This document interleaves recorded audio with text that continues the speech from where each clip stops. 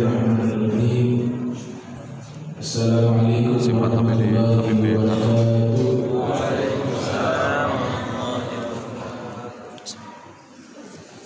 Alhamdulillah, alhamdulillah ala al-kabir al-muta'al, wassalatu wassalamu ala sayyidina Muhammadin maula Bilal wa ala alihi wa sahbihi khairi sahbin wa al. Amma ba'du, subhanaka la ilma lana illa ma 'allamtana innaka antal alimul hakim. Rabbi israh li sadri wa yassir li amri wahlul 'uqdatam min lisani yafqahu qawli wa sadd lisani wahdi qalbi bihaqqi sayyidina Muhammadin sallallahu alaihi wa alihi wa barakatuh. Al-Imam Al-Ghazali di dalam salah satu karya beliau berjudul Bidayatul Hidayah, beliau mengatakan salah satu tujuan daripada berpuasa adalah kasru nafsi. Apa itu kasru nafsi? Melatih diri kita untuk bisa menguasai nafsu kita sendiri. Jadi di antara hikmah berpuasa adalah kita diperintahkan oleh Allah Subhanahu wa taala untuk mengatur nafsu. Nafsu yang bersifat biologis dilarang, padahal halal. Hubungan seksual antara suami istri, tapi dilarang. Kenapa? Karena Allah ingin melatih agar kita bisa menguasai keinginan kita yang sumbernya dari nafsu. Makan, minum, demikian juga. Dan nafsu ini kelemahannya satu,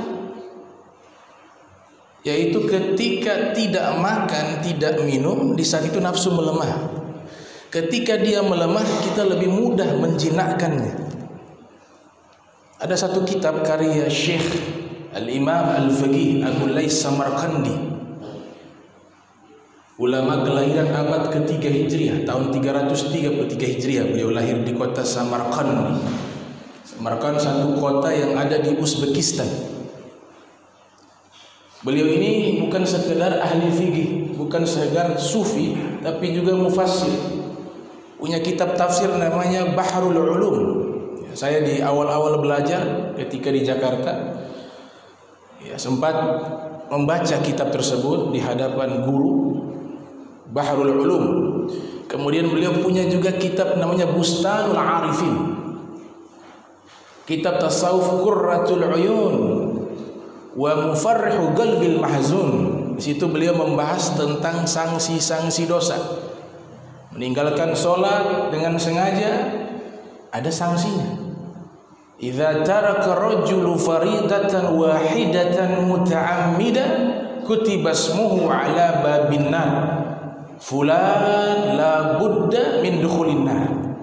Salah satu hadis yang beliau nukilkan dalam kitabnya, Nabi bersabda, apabila seseorang meninggalkan sholat, sekali sholat yang ia tinggalkan muta'ammidan, dengan sengaja, tanpa dia bertobat, tanpa dia menyesali perbuatan itu dan mengqadanya, kutiba ismuhu ala babin nar, namanya sudah tertulis di dalam pintu neraka. Fulan la budda min dukhulin nar. Kalau dia meninggal dunia saat itu belum bertobat, harus masuk neraka si fulan. Itu sertifikasi, bukan sertifikasi tanah, bukan sertifikasi rumah, tapi sertifikasi neraka. Sekali meninggalkan sholat dengan sengaja. Makanya minal kabair, dalam keadaan apapun harus sholat, dimanapun juga harus sholat. Itu salah satu kitab beliau. Nah, dalam kitab beliau yang populer namanya Tanbihul Ghafilin, itu kitab yang sangat populer yang beliau susun. Di dalam kitab tersebut beliau ceritakan ketika Allah Subhanahu wa taala menciptakan akal, Allah bertanya kepada akal dan memerintahkan kepada akal, ya aqlu akbil fa akbar. Ya aqlu adbir fa adbar. Wahai akal, ketika Allah ciptakan akal, lamma khalaqallahu al-aql, Allah perintahkan, wahai akal, maju. Akal maju. Wahai akal, adbir, mundur. Akal ikut mundur. Kemudian Allah berkata kepada aqlun, ya aqlun, man ana? Wahai akal, saya siapa? Kata Allah Subhanahu wa taala. Wa anta man? Dan engkau siapa wahai akal? Akal menjawab, anta rabbi, engkau adalah penciptaku. Wa ana abduka dhaif, dan saya hambamu yang lemah. Kemudian Allah Ta'ala menyatakan kepada akal, karena engkau taat kepada saya akan jadikan engkau adalah ciptaanku yang paling mulia. Makanya kita ini kalau akal hilang, semua ibadah tidak sah. Karena ini yang paling mulia. Kata akal dalam perspektif tasawuf itu nyambung dengan hati. Imam Ghazali mengatakan, ya akal itu hati, hati itu akal. Kemudian Allah ciptakan nafsu. Setelah Allah ciptakan akal, Allah ciptakan nafsu. Lamma khalaqallahu nafsa qala. Ketika Allah Ta'ala ciptakan nafsu, Allah perintahkan, ya nafsu akbili, maju. Enggak mau, fa'abat. Ya nafsu adbiri, fa'abat. Wahai nafsu mundur, fa'abat, tidak mau. Melawan. Kemudian Allah Ta'ala menyatakan, ya nafsu man ana wa man anti. Yang muannas. Wahai nafsu, saya siapa, engkau siapa? Kata nafsu, anta wa ana. Ya kamu adalah kamu, saya adalah saya. Itu pembangkang. Ini yang maksud di dalam Al-Quran, pernyataan Nabi Yusuf, ma ubarri'u nafsi inna nafsa la ammaratun bisu. Nafsu yang mengajak kepada kejahatan. Ini contohnya. Kemudian Allah Ta'ala perintahkan malaikat masukkan nafsu tersebut ke dalam neraka. Mi'ata am, 100 tahun. Sudah diazab dalam neraka 100 tahun, dibakar dalam neraka 100 tahun. Allah perintahkan dikeluarkan kembali itu nafsu. Kemudian Allah bertanya kembali kepada nafsu, ya nafsu man ana wa man anta. Wahai nafsu, saya siapa, engkau siapa? Jawaban yang sama, anta wa ana. Masukkan lagi ke dalam neraka. Narul bard, neraka dingin. Karena yang panas dia tetap membangkang. Masukkan ke neraka dingin 100 tahun. Diazab. Sudah 100 tahun dikeluarkan lagi. Allah bertanya lagi, ya nafsu man ana wa man anti. Aku siapa, engkau siapa? Jawaban yang sama, anta wa ana. Engkau adalah engkau, saya adalah saya.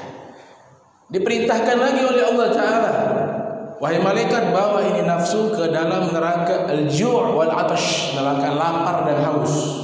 Dalam neraka tersebut tidak dikasih makan, tidak dikasih minum 100 tahun. Sudah 100 tahun dikeluarkan, itu nafsu sudah lemah, ya. Karena di dalam beberapa riwayat dalam neraka juga ada makanan. Az-zakum itu makanan neraka.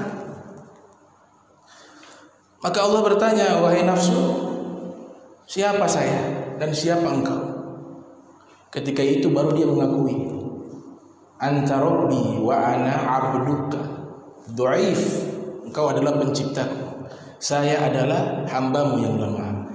Kenapa dia bisa tunduk, bisa sadar? Karena dia tidak makan, tidak minum.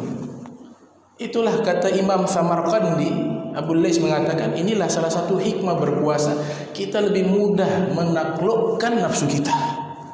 Al-Imam Ghazali mengatakan, orang yang paling bahagia itu adalah orang yang mampu mengatur nafsunya. Orang paling bahagia, dia kuasai nafsunya. Tapi orang yang paling sengsara adalah orang yang hidupnya diatur oleh nafsu. Dan ini musuh yang paling berbahaya, kata Nabi sallallahu alaihi wasallam. Di dalam kitab Tanwirul Qulub fi Mu'alimati Allamil Ghuyub karya Syekh Muhammad Amin Kurdi Naskabandi, Dalam kitab beliau ada satu hadis Nabi katakan, a'ada aduwik nafsuka allati baina zambayn.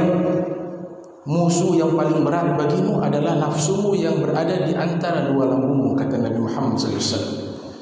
Di dalam hadis Al-Imam Tabrani meriwayatkan, yang lahir tahun 260 Hijriah, wafat 360 Hijriah, dalam kitabnya Al-Mu'jam, Nabi bersabda, thalathun muhlikat, 3 hal yang membinasakan.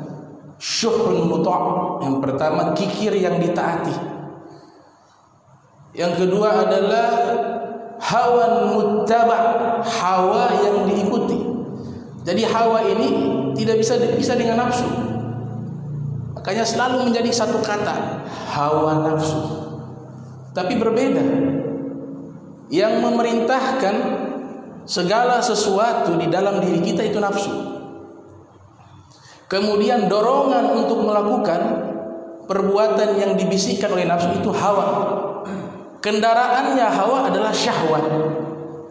Jadi 3 hal ini tidak bisa dipisahkan. Nafsu, hawa, syahwat. Syahwat artinya keinginan. Dan hawa ini tidak bersifat negatif saja. Keinginan yang baik dikatakan hawa. Hawa pakai ha, hadada. Keinginan yang buruk dinamakan juga hawa. Makanya Nabi katakan 3 hal yang membinasakan. Makna membinasakan sebagaimana dijelaskan dalam Syarh Ihya Ulumuddin karya Syekh Muhammad Murtada Az-Zabidi Al-Lugawi Al-Faqih Al-Muhaddis Al-Allama As-Sufi. Beliau mengatakan makna muhlikat di sini amal ibadah kita hancur, pahalanya. Salatnya luar biasa, puasanya luar biasa, sedekahnya luar biasa, tapi ada penyakit. Penyakit kikir, penyakit sombong, penyakit ujub. Ini dia menggugurkan seluruh pahala yang kita lakukan. Makanya Nabi katakan muhlikat, membinasakan. Bahkan di kitab Ihya itu ada bab munjiat wa muhlikat, bab yang menyelamatkan, bab yang membinasakan. Yang ketiga, i'jabul mar'i bi nafsihi, dia bangga terhadap dirinya. Itu satu pernyataan Nabi bahwa kita harus meyakini nafsu yang ada dalam diri kita adalah musuh kita. Bahkan Abu Lais Samarkandi mengatakan musuh kita yang memiliki visi misi yang sama menjerumuskan kita ke dalam neraka dan melanggar perintah Allah. Itu 4. Yang pertama adalah ad-dunya. Makna dunia di sini adalah segala sesuatu yang membuat kita lalai kepada ketaatan pada Allah Ta'ala, lalai kepada Allah, lalai kepada akhirat. Yang kedua musuh kita adalah syaitan. Ya ayyuhalladzina amanu udkhulu fi silmi kaffah wa la tattabi'u khutuwati syaitan innahu lakum aduwwun mubin. Allah nyatakan syaitan itu musuh yang nyata. Al-Imam Al-Aini ketika mensyarahkan kitab Sahihul Bukhari, judulnya Umdatul Qari nama kitabnya, beliau mengatakan ketika menjelaskan hadis Nabi, inna syaitana yajri min majri ibni Adam, syaitan itu mengalir di tempat aliran darahnya Bani Adam, atau kama qala Nabi sallallahu alaihi wasallam. Beliau jelaskan cara syaitan menggoda manusia lewat bisikan. Makanya Allah isyaratkan yuwaswisu fi sudurin nas minal jinnati wan nas. Dia bisikkan masuk ke dalam pori-pori. Bisikan tersebut masuk ke dalam pori-pori, tembus kulit, masuk ke dalam daging. Bisikan itu mengikuti aliran darah sampai masuk ke dalam hati. Disitulah dia membisikkan di dalam hati kita keburukan-keburukan. Itu caranya syaitan membisikkan kejahatan. Musuh yang ketiga adalah nafsu, kata Abu Lais Samarkandi. Yang keempat adalah syaitanul insi, ada syaitan jenis manusia. Syaitan, kata Profesor Dr. Syekh Ali As-Sobuni mengatakan, diambil dari kata syatona, artinya jauh. Jadi syaitan itu sebenarnya bukan makhluk tapi sifat. makhluknya adalah jin, minal jinnati wan nas. Di situ Allah sudah isyaratkan syaitan itu syayatai. Ada dua jenis, al-ins wal jin. Jenis manusia, jenis jin. Syaitan sifat yang dimana dia mengajak orang lain kepada kejahatan, itu namanya syaitan, baik jin ataupun manusia. Itu penafsiran yang Syekh Ali Sobuni nyatakan dalam kitabnya Soffatut Tafasir, dan juga kitab Ayatul Ahkam, Rawai'ul Bayan fi Tafsir Ayatil Ahkam. Yang luar biasa Imam Ghazali membahas kitabnya Kimia Sa'adah. Kitab karya beliau betul Kimia Sa'adah. Di dalam diri kita ini ada 4 sifat. Yang pertama sifatul bahaim, sifat hewani. Sifat hewani. Kita punya itu manusia. Makanya makan, minum, tidur itu hewan juga melakukan. Hewan juga makan, hewan juga minum, hewan juga tidur. Makanya orang yang hidup tanpa ibadah, hanya makan, minum, tidur, melampiaskan seksualnya, biologisnya, tanpa dia ibadah, maka Imam Ghazali katakan sama seperti hewan. Makanya Allah sifati dalam Al-Quran, laqad dzara'na li jahannama katsiran minal jinni wal ins lahum qulubun la yafqahuna biha wa lahum a'yunun la yubsiruna biha wa lahum adhanun la yasma'una biha ulaika kal an'am bal hum adall. Allah yang sebutkan, Allah yang sifati. Banyak dari bangsa jin dan manusia kami masukkan mereka ke dalam neraka jahanam. Ini hati-hati, ada kalimat kathiro. Kathiro itu banyak. Jin manusia masuk ke dalam neraka. Siapa mereka yang paling banyak masuk ke dalam neraka? Lahum qulubun la yafqahuna biha. Mereka punya hati tidak digunakan berfikir. Dikasih nasihat oleh Allah lewat Al-Quran, dia tidak terima. Dikasih nasihat oleh Allah lewat lisan Nabi Muhammad, dia tidak terima. Dikasih nasihat lewat lisan-lisannya para ulama, dia tidak terima. Dia tetap melakukan kemaksiatan, kejahatan. Kenapa tidak terima? Akal dia tidak gunakan berfikir. Kalau akal sudah tertutup, setelahnya ayun, mata tidak berfungsi lagi, telinga tidak berfungsi lagi untuk bisa mencerna kebaikan yang sampai kepadanya. Allah katakan mereka itulah seperti hewan ternak. Allah yang nyatakan kal an'am. An'am ini hewan ternak berkaki 4, unta, sapi, kambing dan jenisnya. Itu namanya an'am. Makanya ada surat namanya surat Al-An'am. Di dalam kitab Tajul Arus min Jawahiril Qamus, 45 jilid kitab tersebut, karya Syekh Muhammad Murtada Az-Zabidi menjelaskan, disebut dengan an'am karena kita manusia bisa menikmati daripada daging hewan tersebut, dari kata ni'mah. Itu musuh. Imam Ghazali katakan sifat pertama sifat hewani. Makanya Allah Ta'ala mendidik kita keluar dari sifat tersebut. Diatur waktunya boleh, tapi tunggu nanti maghrib baru bisa makan lagi. Tujuannya satu, agar kita keluar dari sifat hewani. Sifat hewani. Sehingga orang yang balas dendam di dalam berpuasa itu juga puasanya insya Allah diterima oleh Allah, tapi pendidikan puasanya dia tidak dapati. Nanti ketika berbuka puasa beli macam-macam. Tidak dilarang makanan enak. Hukum makan itu mubah selama makanannya halal. Tapi kan ada hikmah pendidikan. Keinginan itulah momentum di mana kita bisa menguasai nafsu. Wah, ini sebentar nih. Beli apa ya? Dalam apa? Kue tar susu. kue sus, macam-macam. Tapi ketika makan dia hanya 1 biji 2 biji sudah kenyang.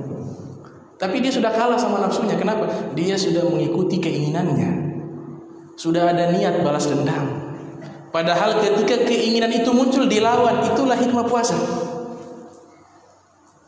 Makanya Abu Yazid Al-Bustami mengatakan dalam kitab Taghribul Usul karya Sayyid Ahmad Zaini Dahlan mengatakan uridu an la urid. Saya ingin untuk tidak ingin. Saya ingin untuk tidak ingin. Karena maknanya apa? Keinginan itu sumbernya dari nafsu. Orang yang sudah dikuasai oleh nafsu, ciri-cirinya diantaranya adalah dia diperbudak oleh keinginan, bukan kebutuhan. Orangnya di rumah 1 orang, mobilnya 5, pakainya hanya 1. Orangnya 1 orang, tasnya ribuan, dikoleksi, dipamerkan di YouTube. 1 tas harga 1 miliar. Orang tuanya rumahnya petak, kontrakan, tetangganya kelaparan. 1 tas 1 miliar. Ini harta jadi fitnah yaumul qiyamah. Innama amwalukum wa auladukum fitnah. Kenapa bisa demikian? Karena keinginan, bukan kebutuhan. Apa yang muncul dalam diri kita untuk melakukan sesuatu, dia akan turuti. Makanya Abu Yazid mengatakan uridu an la urid, saya ingin untuk tidak ingin. Nah, dan juga ada yang aneh, keinginan makan. Bangun pagi pikirnya makan. Sudah sarapan pagi, makan lagi. Makan hukumnya halal. Tapi ketika dia sudah keluar dari kebutuhan, masuk kepada satu bab namanya hirsun, rakus. Itu yang dilarang. Makanya Imam Ali bin Abi Thalib beliau menyatakan, "Man kanat himmatuhu ma yadkhulu batnahu, kanat qimatuhu ma yakhruju minhu." Orang yang hanya pikirannya sehari-hari adalah masalah perut, masalah kemaluan, 2 itu saja sehari-hari yang dia fokuskan, dia pikirkan, maka harganya itu sama seperti yang keluar dari perut. Harga orang itu sama seperti yang keluar dari perut, kotoran. Itu tarbiyah dari Imam Ali bin Abi Thalib karramallahu wajhahu. Sifat yang kedua adalah sifatus shiba. Dalam diri kita ada sifat hewan buas. Makanya manusia kalau kejam itu lebih sadis daripada hewan. Belum pernah saya dapat berita singa, harimau membunuh anaknya. Tapi kalau manusia banyak. Kenapa? Sifat buasnya itu ada, bahkan lebih buas daripada hewan buas. Puasa artinya imsak, menahan diri daripada dorongan nafsu dan hawa. Itu bukan hanya inni shaim.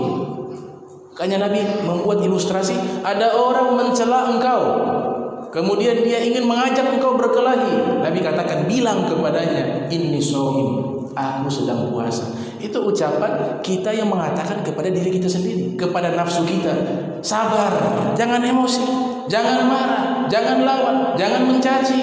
Wahai nafsu, sabar. Ini hikmah puasa, saya lagi puasa.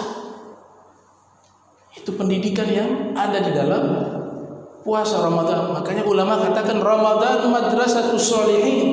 Bulan Ramadan ini sekolah bagi orang-orang soleh. Sifat yang ketiga kata Imam Al-Ghazali namanya sifatus syayatin, sifat syaitan. Itu ada dalam diri kita. Kalau 3 sifat ini bisa kita lawan, bisa kita hilangkan, maka irtaqa, kita akan naik ke derajat bukan manusia, tapi sifatul malaikah, derajat sifat malaikat. Kalau 3 ini kita bisa lawan. Makanya salah satu metode melawan ini sifat, ini nafsu yang ada 7 tingkatan. Ada nafsul ammarah, ada nafsul lawamah, ada nafsu mulhamah, ada nafsu mutmainnah, ada nafsu radiyah, ada nafsu mardiyah, ada nafsu kamilah. Yang kedua, yang awal itu adalah jahat, nafsul ammarah, nafsul lawamah, masih ada potensi kejahatan. Ini bisa kita lawan, kita akan masuk kepada nafsu mutmainnah, tenang di dalam kebaikan, ketaatan. Itu tingginya nafsul kamilah, sempurna, para nabi, para rasul. Kalau sudah naik nafsu tingkatan malaikat luar biasa, dia akan mencapai satu derajat yang tertinggi di sisi Allah Subhanahu wa taala. Itu yang dikenal dengan aulia, para wali. Para aulia itu semuanya mencapai sifatul malaikat, sifat malaikat. Kemudian Syekh Abdul Qadir Al-Jailani qaddasallahu ruhahu wa nawwara dhariha, dalam salah satu kitabnya Al-Gunya atau kitabnya Al-Fathur Rabbani wa Faidur Rahmani, atau dalam kitabnya Futuhul Ghaib, seorang ulama besar dari anak cucunya Sayyidina Hasan bin Ali bin Abi Thalib, masih daripada garis nasabnya cucu Rasulullah SAW, Syekh Abdul Qadir Jailani yang lahir tahun 470 wafat 561. Beliau mengatakan ada perbedaan dosa yang didorong oleh syaitan dan dosa yang didorong oleh nafsu. Kalau dosa yang kita lakukan yang sumbernya berasal dari nafsu adalah dosa-dosa yang terasa nikmat, terasa lezat, itu dari nafsu. Zina, ya, kemudian minum khamar. Jadi dosa-dosa yang sifatnya nikmat itu sumbernya dari nafsu. Sehingga Nabi katakan di dalam hadis, hujibat al-jannah bil makari. Surga itu diliputi oleh hal yang tidak enak. Kenapa tidak enak? Karena tadi keinginan itu kita lawan. Tidak enak keinginan itu dilawan, tapi disitulah surga, kata Nabi Muhammad SAW. Makna keinginan di sini tentunya keinginan kejahatan, keinginan yang buruk, keinginan maksiat. Dilawan surga. Wa hujibatin nar bisyahwat wal ladzat, kata Nabi SAW. Adapun neraka diliputi oleh syahwat yang buruk, kelezatan yang sifatnya mendatangkan dosa. Itu kita ikuti, nar, kata Nabi, neraka. Itu kita ikuti, neraka. Dan nafsu ini bukan hanya mengajak kepada keburukan, tapi kebaikan juga. Kebaikan tapi ujung-ujungnya adalah kejahatan. Contoh, ada orang ibadah dengan nafsu, tentunya nafsu ammar. Dia beribadah luar biasa. Tapi puncaknya apa? Memunculkan kesombongan. Itu sumbernya dari nafsu. Dia melakukan kebaikan tapi puncaknya adalah penyakit hati. Itu sumbernya dari nafsu. Merasa surga milik diri sendiri, menganggap orang lain dalam neraka. Itu sumbernya dari nafsu.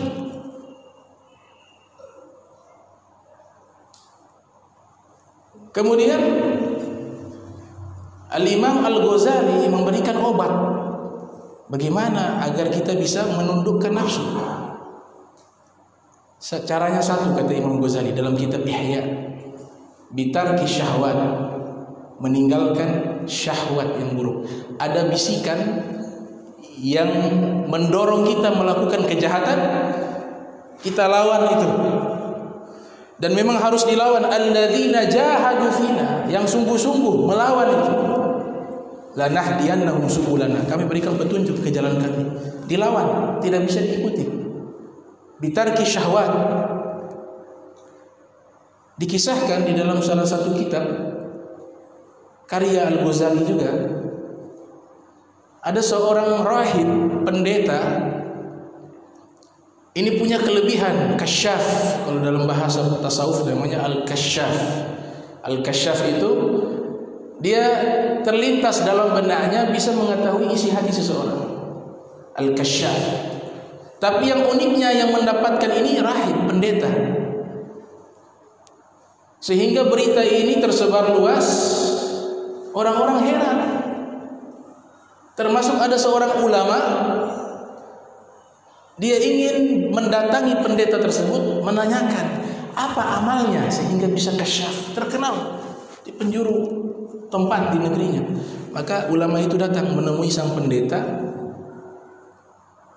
Dia bertanya kepada pendeta, apakah benar engkau kasyaf? Sebelum dia menyampaikan itu, pendeta sudah menjelaskan, langsung praktek.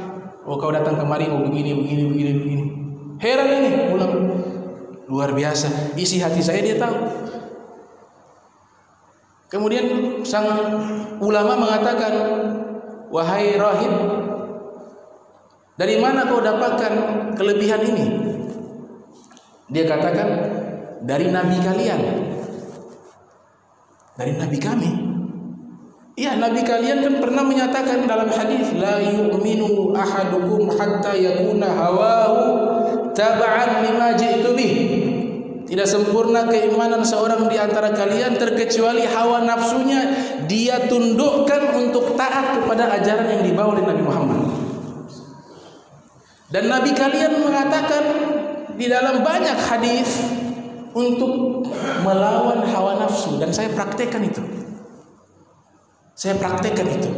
Karena saya praktekkan itu, maka saya diberikan kelebihan oleh Allah, disebutkan Allah, dengan bisa mengkasyaf isi hati manusia yang datang kepada saya. Bagaimana yang kau lakukan? Seluruh dorongan nafsu yang mengajak kepada makankah itu, minumkah itu, tidur, selalu saya menyalahinya. Ketika saya terdorong oleh nafsu untuk minum air es, ma'ul barid, saya minum air hangat. Ketika nafsu perintahkan saya waktunya tidur, saya tidak tidur. Nanti nafsunya tidak tidur, saya tidur. Ketika nafsu ingin makan makanan ini, saya makan makanan yang lain. Jadi setiap hari dorongan nafsu tersebut dia lawan. Apa yang terjadi? Dibukakan dia keramat, walaupun dia bukan agama Islam. Maka ulama itu mengambil kesempatan, dia berdakwah. Kalau benar ini kau dapatkan dari nabi kami, kenapa sampai sekarang tidak masuk Islam? Dia bilang tidak, saya tidak akan masuk Islam. Akhirnya ulama ini marah, ayo masuk Islam. Dipukul itu meja, baru dia syahadat, asyhadu an la ilaha illallah wa asyhadu anna Muhammad Rasulullah. Bingung ini ulama, ajak baik-baik masuk Islam tidak mau, kemudian dipaksa dengan kasar baru masuk Islam. Bilang, kenapa tadi saya ajak baik-baik dengan sopan, dengan lemah lembut untuk masuk ke dalam agama Islam, engkau menolak. Tapi di saat saya keras, saya kasar, saya paksa, baru engkau masuk Islam. Apa kata sang pendeta? Di saat engkau mengajak dengan lemah lembut, itu nafsu bilang sudah masuk Islam tuh pasti. Masuk sudah. Itu dia ajak dengan baik itu. Dan saya punya prinsip kan harus melawan nafsu. Tapi di saat engkau kasar, nafsu bilang, jangan masuk Islam. Kasar dia, paksa itu. La ikraha fid din. Enggak ada paksaan dalam agama. Maka saya masuk Islam. Nah, ini namanya suluk. Tidak dipaksakan, tapi kalau orang ingin mengendalikan hawa nafsu, butuh riyadhah, butuh mujahadah, butuh latihan. Butuh sungguh-sungguh. Kita mendidik akhlak kita menjadi baik itu bukan gratis, tidak. Tapi dipaksa. Sifat sombong yang ada dalam hati kita harus kita lawan dengan tawadhu. Sifat kikir yang ada di diri kita harus kita lawan dengan dermawan, harus dilawan. Nanti kalau dilakukan terus-menerus, sifat-sifat yang jahat ini akan keluar. Yang ada dalam diri kita sifat yang baik. Karena sudah menjadi adah. Makanya para pakar bahasa ketika menjelaskan definisi akhlak, mereka mengatakan al-adah, iradah. Akhlak itu adalah kebiasaan yang dilakukan sehari-hari sampai menjadi sifat. Gitu. Ya barakallahu wa lakum fil karim. Allahumma jam'ana hadza jam'an marhuma wa tafarraqan min ba'di tafarraqa ma'suma wa la tajal minna wa la minna syaqiyya wal mahruma. Allahumma nazzih qulubana 'ani ta'alluqi biman dunak waj'alna min qaumin tuhibbuhum wa yuhibbunak. Subhanaka bihamdika asyhadu an la ilaha illa anta astaghfiruka wa atubu ilaik. Wa sallallahu alaihi wasallam Muhammadin wa ala alihi wa sahbihi wa barik wasallam. Walafu minkum wassalamu alaikum warahmatullahi wabarakatuh.